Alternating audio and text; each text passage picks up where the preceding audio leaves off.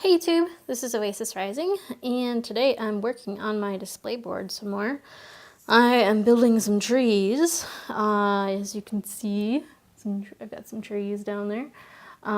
These are going to go up along the back side of the display board, and I've laid out my units just to make sure they all fit properly. And I got this idea for the trees and how to build them from a blogger, diorama maker who did the Dagobah scene from Star Wars, where Luke is visiting Yoda in the swamp, and the trees are all gnarly and viney and stuff. So I wanted to kind of recreate that. So what I have here is a PVC pipe. Cut 8 inches long, and then some wire. This is just some stranded wire that was in this insulation, and I cut each piece so that there was still a little bit of insulation left, and then kind of shoved it in there with some plumber's putty, and the plumber's putty dries really, really hard, really fast. It's like cured in 20 minutes or something.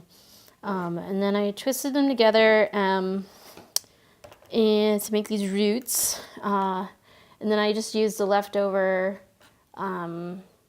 insulation for tree branches. So they're not going to have full foliage on top. They're going to be kind of cut off, and that's okay. So then I sprayed them with a Rust-Oleum textured paint. And it was super windy, and it was either the Rust-Oleum paint or the plumber's putty or just a lot of allergens blowing around, but something gave me a terrible allergic reaction, and that was awful. And so just be careful, wear a mask if you use this stuff, especially outside. But the reason for the textured paint is to give this Celluclay something to stick to. This is, I don't have the package with me. It's called Celluclay. It's like a paper mache paste. So you just mix some of this up with water. You don't have to add any glue or anything, and it just becomes this kind of really, almost like a doughy consistency. So you can just spread that on. I just did this one. And I used, again, a piece of insulation from the wire, and just dragged it down to create this texture.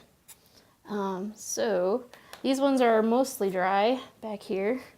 They've been drying for about 24 hours, and yeah, they're looking pretty good. It feels like it's going to be pretty sturdy. It's still a little wet down there, but I think overall it'll be fairly light and sturdy.